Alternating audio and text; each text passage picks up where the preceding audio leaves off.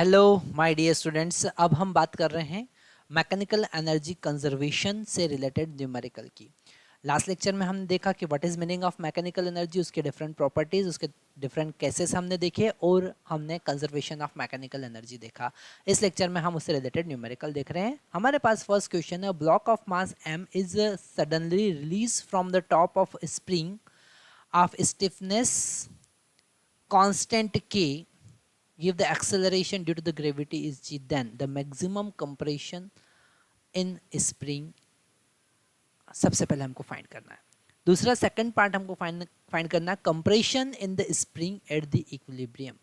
Okay, तो यहाँ पर आपको बड़ा ध्यान से इस कॉन्सेप्ट को समझना पड़ेगा कि जब जब कभी भी मैक्सिमम कंप्रेशन से रिलेटेड क्वेश्चन आता है, ओके, हमको याद रखना है क्या, व्हेन मैक्सिमम कंप्रेशन से रिलेटेड, ओके, मैक्सिमम कंप्रेशन से रिलेटेड कोई भी न्यूमेरिकल आपके पास आएगा तो आप एनर्जी कंजर्वेशन ही लगाएंगे, एनर्जी कंजर्वेशन ही लगाएंगे। ओके, मैक्सिमम कंप्रेशन से रिलेटेड। और सेकंड केस आपको याद रखना है, अगर इक्विलिब्रियम पे बेस्ड कोई क्वेश्चन आता है, ओके, अगर इक्विलिब्रियम कंडीशन से रिलेटेड कोई भी क्वेश्चन आता है तो आप फोर्स बैलेंसिंग का कॉन्सेप्ट लगाएंगे, है ना। किसका कॉन्सेप्ट लगाएंगे? फोर्स बैलेंसिंग का कॉन्सेप्ट यूज करेंगे। ये सबसे पहला कॉन्सेप्ट आपको याद रखना है। अब हम फर्स्ट पार्ट यहाँ पर सॉल्व कर रहे हैं कि एक ब्लॉक जो है ना, जैसे ये ब्लॉक है और इसके नीचे ऐसा स्प्रिंग लगा हुआ है, ठीक है। तो उसने पूछा है इस ब्लॉक को हम सडनली रिलीज करते हैं तो मैक्सिमम कंप्रेशन कितना होगा। तो मैक्सिमम कंप्रेशन के केस में आपको क्या करना पड़ेगा, एनर्जी कंजर्वेशन लगाना पड़ेगा। तो जैसे ही हमने इसको रिलीज किया तो मान लेते हैं इसने मैक्सिमम कंप्रेस कर दिया x max, okay, x max. और जैसे ये मैक्सिमम कंप्रेशन पे पहुंचेगा तो उसका फाइनल वेलोसिटी कितना हो जाएगा, जीरो हो जाएगा। कितना हो जाएगा, जीरो हो जाएगा। इनिशियल वेलोसिटी जीरो था, फाइनल वेलोसिटी जीरो था। हम यूज कर रहे हैं एनर्जी कंजर्वेशन। कौन सा? Mechanical energy conservation.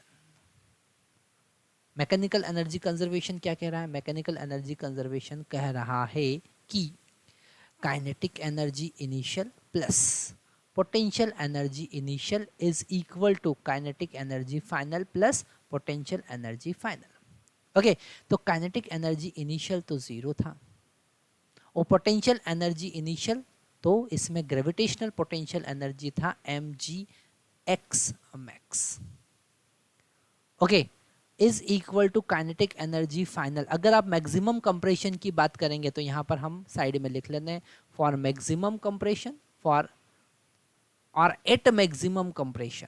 क्या लिखेंगे? At maximum compression. अगर हम मैक्सिमम कंप्रेशन की बात करें, at a maximum compression velocity final become equal to zero. इसका मतलब kinetic energy final become equal to zero अगर मैक्सिमम, क्योंकि वो जब मैक्सिमम कंप्रेस हो जाएगा तो ब्लॉक रुक जाएगा। ब्लॉक क्या होगा? रुक जाएगा। ओके, तो यहाँ पर जीरो, और अब स्प्रिंग में एनर्जी स्टोर हुआ हाफ के एक्स स्क्वायर। ओके, तो यहाँ पर अगर हम इसे सॉल्व करेंगे तो x से x कैंसिल हो जाएगा, हमारे पास में x मैक्स का वैल्यू आएगा 2mg डिवाइडेड बाई k। क्या आएगा? 2mg divided by k। तो ये पहला पार्ट हमने सॉल्व किया।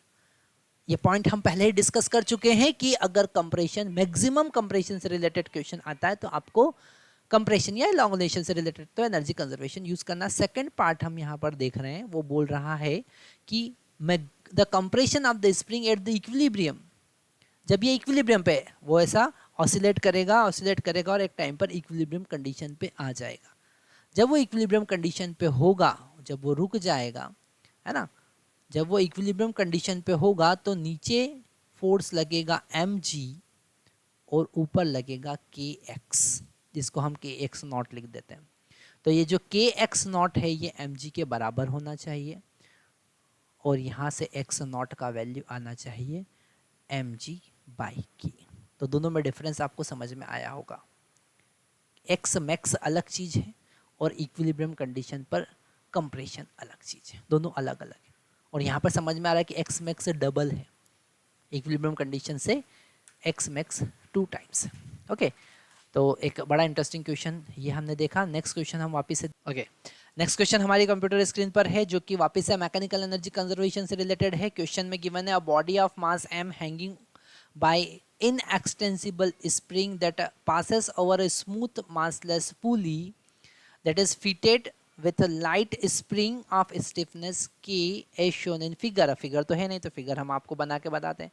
ओके, तो यहाँ पर हमारे पास में ये एक सपोर्ट है ना, ये एक सपोर्ट है और इस सपोर्ट पर हमने एक स्प्रिंग लगा रखा है। ओके, और इस स्प्रिंग से एक पुली कनेक्टेड है।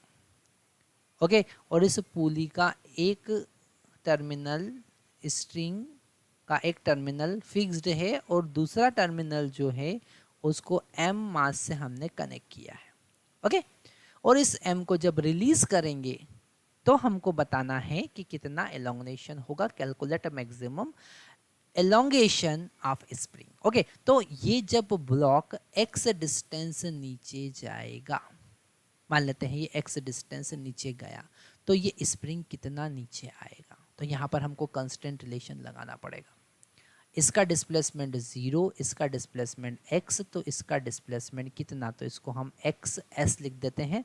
That is displacement of spring is equal to 0 + x/2। अब यहाँ पर ये कॉन्सेप्ट अगर आपको समझ में नहीं आया तो कांस्टेंट रिलेशन वाला लेक्चर आपको देखना पड़ेगा, उसका लिंक हम डिस्क्रिप्शन बॉक्स में आपको दे के रखेंगे। तो आप वहाँ से एक बार एक कॉन्सेप्ट देख लीजिएगा कि हमने ये कैसे लिख दिया। यहाँ पर x equal to 2 times of x spring आया। ओके, हमको क्या फाइंड करना है, x स्प्रिंग। अब हम एनर्जी कंजर्वेशन का कॉन्सेप्ट यूज करेंगे। क्या यूज करेंगे, energy conservation.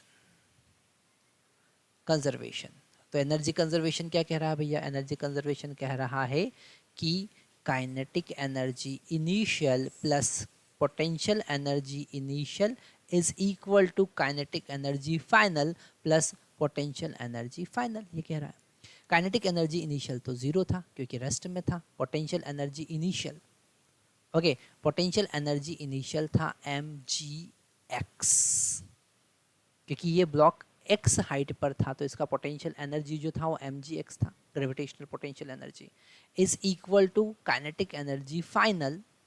Kinetic energy final कितना होगा, 0, जब वो मैक्सिमम एलोंगेशन पे आएगा, मैक्सिमम डिस्प्लेसमेंट तो वो रुक जाएगा, काइनेटिक एनर्जी फाइनल 0 हो जाएगा।